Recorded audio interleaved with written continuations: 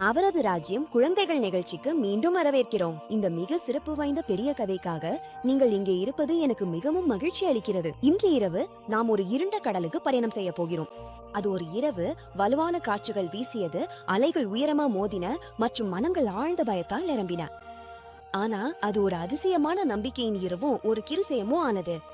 இந்த கதை நமக்கு சொல்லுகிறது, நம் வாழ்க்கையில் புயல் எவ்வளவு பெரியதாக இருந்தாலும் இயேசு எப்போதும் அதை விட பெரியவர்.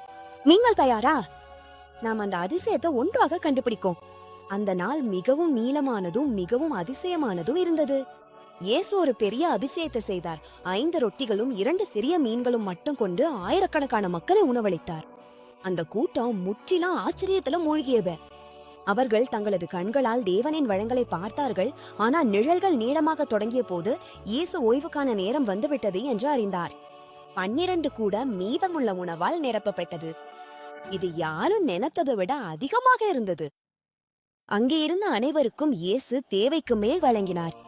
இயேசு தமது சீடர்களை நோக்கி, நீங்கள் என்னை விட முன்னதாக போங்கள், படகில் ஏறி ஏரியின் மறுபுறம் செல்லுங்கள், நான் மக்கள் அனைவரையும் அனுப்பி வைக்கிறேன் என்று சொன்னார்.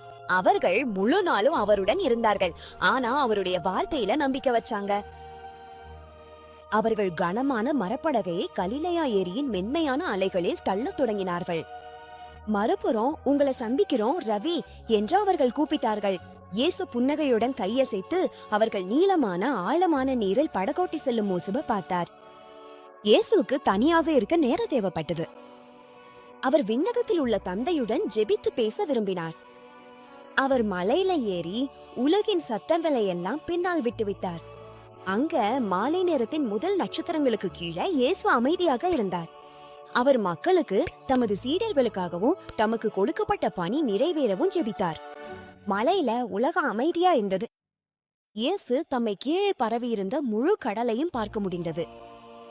என்ன நடக்க போகிறதுன்னு அவருக்கு தெரிஞ்சிருந்தாலும் அவர் கவலைப்படல. அவரது தந்தை தம்முடன் இருப்பதை அவர் அறிந்திருங்க. இந்நேரத்துல சீடர்கள் நீரில் இருந்தனர்.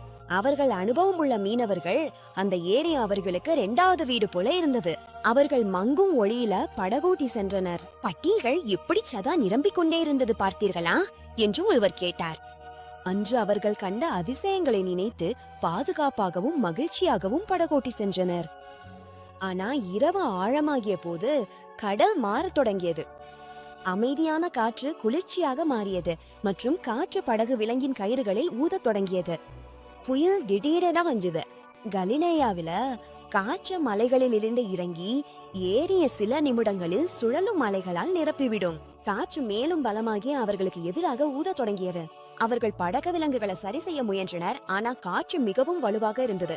அவர்கள் தங்களது உடல் வலிமையை நம்ப வேண்டிய நிலை ஏற்பட்டது. அவர்கள் தொடர்ந்து படகோட்டினார்கள். ஆனால் எந்த முன்னேற்றமும் இல்லை. அவர்கள் கடலின் நடுவுல எந்த கரையிலிருந்தும் தொலைவில் இருந்தனர். மேலும் காற்று கோபமாக இருந்தது. அலைகள் இப்போது மலைகளை போல உயர்ந்து விழுந்தன.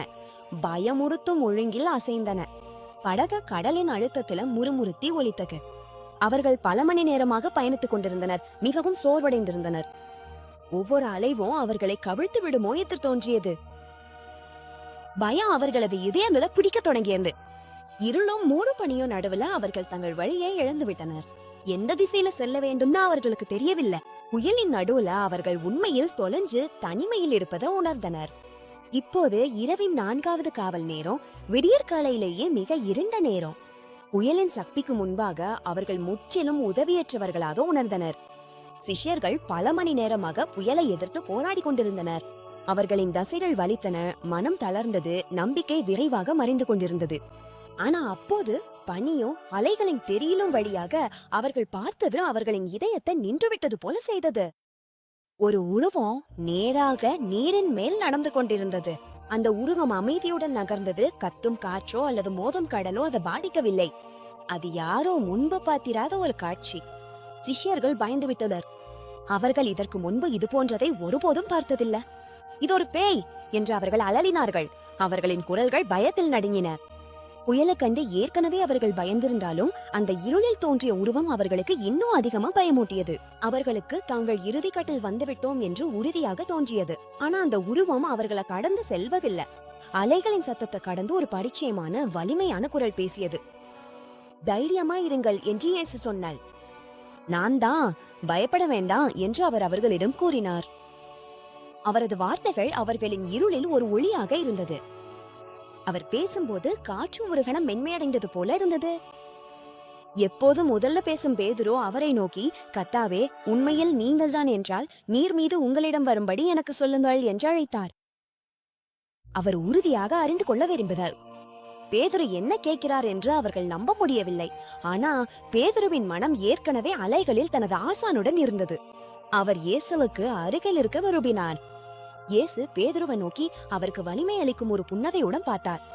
அவர் எல்லாவற்றையும் மாற்றும் ஒரு வார்த்தையை மட்டும் சொன்னார், வா. அவர் நம்பிக்கையில வெளியே வர அழைத்தார்.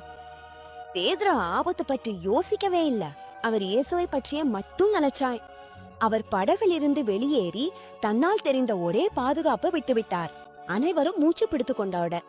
அவர் மூழ்குவாரா, நிலை நிற்பாரா? பேதுரு வாழ்நாள் முழுவதும் நினைவில் இருக்கும் ஒரு அதிசயத்தை அனுபவிக்க போகிறார். அவர் தன் காலையே நீரில் வைத்தார். அது உறுதியாக இருந்தது. பேதுரு அலைகளின் மேல் நின்றார். அவர் தான் ஆசானை நோக்கி நடக்க ஆரம்பிச்சார். அடியடியா பேதுரு கடலை கடந்தார். அது தூய நம்பிக்கையின் ஒரு தருணம். அவரது கண்கள் இயேசுவில் இருந்தவர சாத்தியமற்றதா அவர்களது கண்முன்னே நடந்து கொண்டிருந்தது. அவர் நீரில் நடந்தார். பேதுரு ஒவ்வொரு அடியிலும் தேவனின் சக்தியை உணர்ந்தார். இப்போதும் அவர் இயேசுவுக்கு முன்பு இருந்ததை விட அதிகமாக அருகில் இருந்தார். அவர் இறக்கைகள் இல்லாம பறந்தது போல இருந்தது. ஆனா அப்போது புயல் மீண்டும் முழங்கியது. பேதுரு குளிர்ந்த நீர் தெறிப்பையும் அலைகளின் உயரத்தையும் உணர்ந்தார். அவர் இயேசுவை விட்டு விலகி காற்றை பார்த்தார். அவர் சந்தேகிக்க ஆரம்பித்தார். அவர் நீர், அலைகளின் உயரம், தான் இருக்கும் ஆபத்து ஆகியவற்றை பற்றி யோசிக்க ஆரம்பித்தார். ஆசானின் சக்தியை அவர் மறந்துவிட்டார். பயம் அவரது இதயத்துல நுழைந்த அந்த கணம் அவர் மூழ்க ஆரம்பித்தார். நீர் அவரது முழங்கால்களை எட்டியது, பிறகு இடுப்பை எட்டியது. அவர் கடல்ல முழுமையா விழுந்து பட்டார். நம்பிக்கை மங்க ஆரம்பிச்சது. கர்த்தாவே, என்னை ரட்சியுங்க என்று அவர் கூவினார். தனது சந்தேகத்திலும் கூட ஆழத்திலிருந்து தன்னை காப்பாற்ற ஒரே ஒருவர் மட்டுமே இருக்கிறார் என்பதை அவர் அறிந்திருந்தார். அவர் தன்னுடைய எல்லாவற்றையும் கொண்டு கரை செய்தார். உடனே இயேசு தன் கையை நீட்டி அவர் பிடித்தார். அவர் பேதுருவை விழவினார். அவர் அவரை மேலே இழுத்து மீண்டும் நீரின் மேல் பாதுகாப்பாகவும் நலமாகவும் இருக்கினார். பேதுரு நடுங்கியும் நனைந்தும் இருந்தார். ஆனால் அவர் பாதுகாப்பாக இருந்தார். இயேசு அங்கேயே இருந்தார். அலைகளால் அசையும் கடலின் நடுவில ஒரு உறுதியான பாறை போல. பேதுரு அவருடைய அந்த உணர்ங்க. நம்பிக்கை குறைந்தவரே என்று இயேசு மெதுவாக சொன்ன. நீ ஏன் சந்தேகப்பட்ட? அவர் கோபமாக இல்ல. நம்பிக்கையும் விசுவாசமும் கொண்டிருப்பதின் சக்தியை பத்தி பேதுருவுக்கு ஒரு பாடம் கற்றுக் கொடுத்தார். அவர்கள் இருவரும் படகுக்கு திரும்பி உள்ளே ஏறினார்கள். பேதுரு பாதுகாப்பாக இருந்தார். சீவர்கள் அவர்கள் பார்த்த அதிசயத்திற்கு வார்த்தை இல்லாமல் இருந்தார்கள். ஒரு அதிசயம் நிகழ்ந்தது. அவர்கள் படகில் ஏறிய உடனே காற்று நின்றுவிட்டது. கடல் முற்றிலும் அமைதியாகிவிட்டது. புயல் ஒருபோதும் இருந்ததே இல்லாதது போல மறைந்து விட்டது. அமைதி நிறைந்த அந்த நிசப்தம் அழகாக இருந்தது. புரண்ட காற்று அமைதியான சாந்தியால மாற்றப்பட்டது. அது படகையும் உள்ளிருக்கும் ஒவ்வொரு இதயத்தையும் நிரப்பியது. இப்போது அவர்கள் முழுமையா பாதுகாப்பாக இருந்தார்கள். காற்றும் அலைகளும் அவருக்கு கீழ்ப்படியும் என்பதை அவர்கள் உணர்ந்தார்கள். அவர் சாதாரண மனிதர் அல்ல. அவர் எல்லா படைப்புகளுக்கும் ஆண்டவர். இந்த வல்லமை மிக்க அதிசயத்திலிருந்து நாம் என்ன கற்றுக்கொள்ளலாம் பிள்ளைகளே? முதற்பாடு என்னவென்னா, நம்பிக்கை என்பது பயத்தை விட பலமாகும். பயம் நம்மை மூழ்கச் செய்கிறது. ஆனா நம்பிக்கை, இயேசுவில் உள்ள நம்பிக்கை நம்மை பயப்பட வைத்த அதே விஷயங்கள்ல நடக்க செய்கிறது. நாம் அவரை நம்பினால் நம்மால் ஒருபோதும் சாத்தியம் என்று நினைக்காத விஷயங்களையும் செய்ய முடியும். இரண்டாவது பாடம், எப்போதும் உங்கள் பார்வையை இயேசுவில் வைத்திருங்கள். வாழ்க்கை புயலாகவும் கடினமாகவும் இருக்கும்போது அலைகளை பார்ப்பதில்லை, அவரை நோக்குங்க. ஒவ்வொரு புயல்லையும் அவர் உங்களுக்கு சமாதானம். இயேசு நம்முடைய வழிகாட்டி. நாம் அவரது அன்பிலும் வாக்குறுதிகளிலும் கவனம் செலுத்தும் வர எத்தனை புயல்கள் வந்தாலும் நாம் அதை கடந்து செல்ல முடியும். அவரது வழிகாட்டுதலை நம்பங்க மற்றும் நினைவில் வையுங்கள். நீங்கள் பயந்து மூழ்க ஆரம்பித்தாலும் கூட அவரை அழைக்க மற்றும் செய்யுங்கள். இயேசு எப்போதும் உங்களை காப்பாற்ற தயாரா இருக்கிறாரு. உங்கள் போராட்டத்துல நீங்க ஒருபோதும் தனியாவே இல்ல. அவர் எப்போதும் உங்க குரலை கேட்க காத்திருக்கலாம். உங்களுக்கு சிரமம் வந்த நேரங்களில அவரது பேரை மெதுவாக சொல்லுங்க. அவர் உங்களை உயர்த்த வருவார். அவர் நம்முடைய ரட்சணை. உங்கள் வாழ்க்கையில் உள்ள புயல்களை பற்றி ஒரு நிமிடம் யோசிக்கவும். பள்ளியில் ஏதாவது ஒன்றுக்கு நீங்க பயப்படுகிறீர்கள் அல்லது தனிமையாக உணர்கிறீர்கள் எனலாம். இயேசு எப்போதும் உங்களுடன் இருக்கிறார். அவர் உங்களை எவ்வளோ நேசிக்கிறார் என்று யோசிக்கவும். அவர் தனது நண்பர்களுடன் இருக்க கடலில் அலைகளின் மீது நடந்தார். அதுபோலவே ஒவ்வொரு நாளும் உங்கள் வாழ்க்கையில் உங்களுடன் நடக்கிறார். இந்த கதை பகிர வேண்டிய ஒன்றாகும். இயேசு பேதுருவை எப்படி காப்பாற்றினார் என்பதை உங்கள் நண்பர்களுக்கும் குடும்பத்தினருக்கும் சொல்லுங்க. உங்கள் நம்பிக்கை மற்றொருவரும் இருளிலிருந்து வெளிச்சத்துக்கு வர உதவலாம். நம் தேவனுடைய அதிசயங்களை பகிரும்போது அவருடைய ஒளிய உலகம் முழுவதும் பரப்புகிறோம். நாம் அனைவரும் பார்க்கும்படி நம்பிக்கை, அன்பு ஆகியவற்றின் ராஜ்யத்தை ஒன்றா கட்டலாம். இயேசு உலகின் ஒளி. நாம் செய்யும் எல்லாவற்றிலும் அந்த ஒளிய பிரதிபலிக்க அழைக்கப்பட்டுள்ளோம். உங்கள் இதயத்தின் கண்களை எப்போதும் அவர் மேல் நிலைத்திருக்க விடுங்க. இந்த சிறப்பு கதைக்காக எங்களுடன் இணைந்ததற்கு நன்றி. நம்பிக்கையுடன் நீங்க எந்த புயலையும் கடக்க முடியும். நம்பிக்கையுடன் இருங்க. அவருடைய ராஜ்யத்திற்காக தினமும் ஓடிருங்க. நாம் பகிரும் ஒவ்வொரு கதையும் தேவன் உங்களுக்காக வைத்துள்ள அதிசயமான அன்பை நினைவூட்டுகிறது.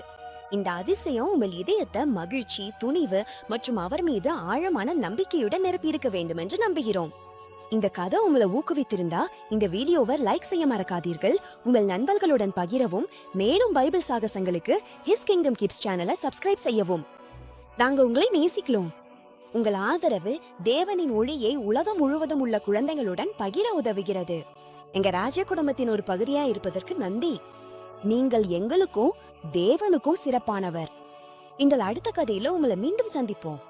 நினைவில் வையுங்கள், ராஜாதிராஜன் எப்போதும் உங்களுடன் நடக்கிறார். இப்போது விடை பெறுகிறோம். தேவன் உங்களை எல்லாம் மிகுந்த ஆசீர்வாதத்துடன் ஆசீர்வதிப்பாராக. கிறிஸ்துவின் ஒளி எப்போதும் பிரகாசிக்கிறது, மிக ஆழமான இரவிலும் கூட. அந்த ஒளி உங்க பாதைகளை வழிநடத்தி இன்று இரவும் ஒவ்வொரு நாளும் உங்கள் இதயத்தை சமாதானத்தால் நிரப்பட்டதாக. ஆமா, தேவன் உங்களுடன் இருப்பாராக. His kingdom kids. தேவனுடைய வார்த்தையிலிருந்து இன்றுள்ள அதிசயமான கிருபையை விரைவில் சந்திப்போம்.